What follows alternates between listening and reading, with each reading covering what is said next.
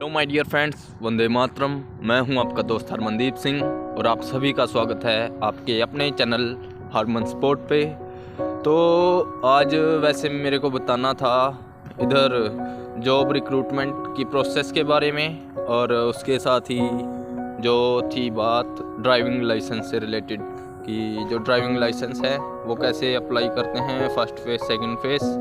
तो मैं थोड़ा एब्रीवेट करके बता देता हूँ। जैसे कि जो ड्राइविंग लाइसेंस है उसके अंदर जो सबसे पहला स्टेप है वो है जीवन का, और उसके अगर आपके पास कोई एक्सपीरियंस नहीं है तो आपके लगते हैं अराउंड $160, और अगर आपके पास एक्सपीरियंस है लाइक एक्सट्रैक्ट सर्टिफिकेट होता है, सर्टिफिकेट इससे लाइसेंस का, तो अगर वो है तो उसके लगते हैं अराउंड $110।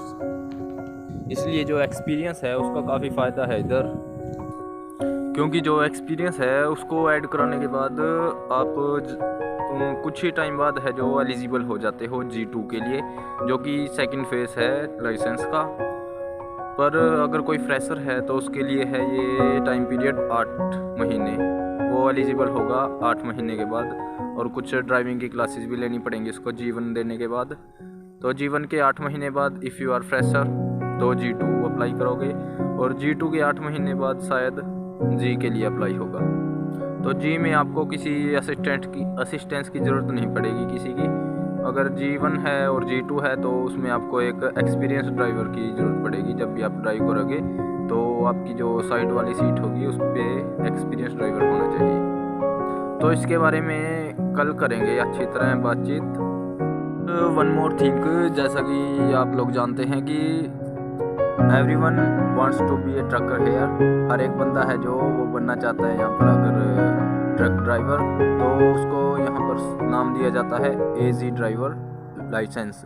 तो वो लेने के लिए G के बाद कुछ क्लासेस लेनी पड़ती हैं इधर ट्रांसपोर्टेशन डिपार्टमेंट के अंडर। तो उनको लेने के बाद कुछ जो उनका टेस्ट होता है उससे रिलेटेड, जैसे अपने इंडिया में होता है हैवी लाइसेंस का, तो उस टेस्ट के बाद आप एलिजिबल होंगे AG के लिए, और उसकी काफ़ी ज़्यादा है जो इधर डिमांड भी है। So make sure if you want to be a driver then bring your extract certificate with you. Let's come on our topic जो आज डिस्कस करना था।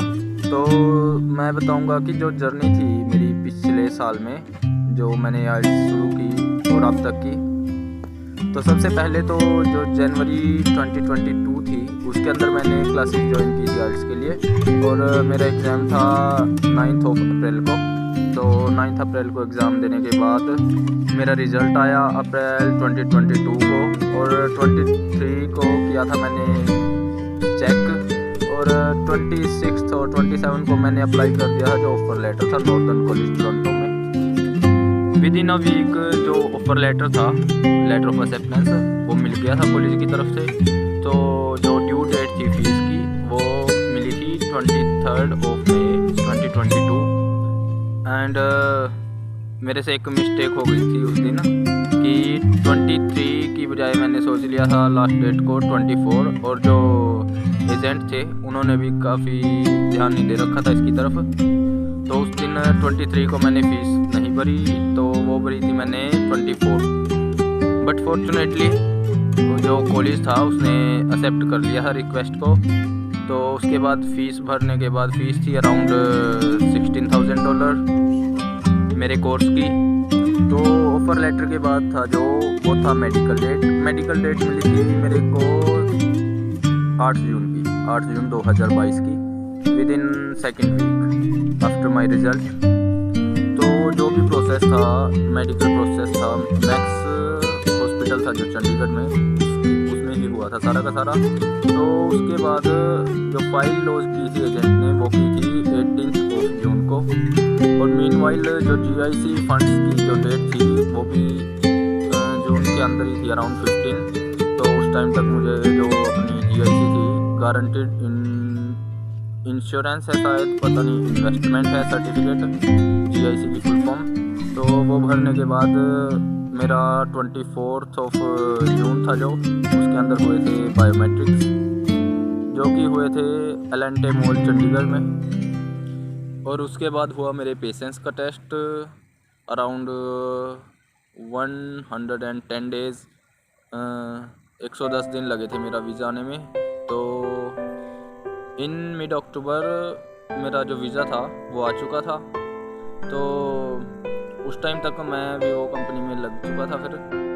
और एज यू नो कि जो कागजी कार्रवाई थी वो भी काफ़ी ज़्यादा होती है, तो मेरे को जॉब छोड़नी पड़ी।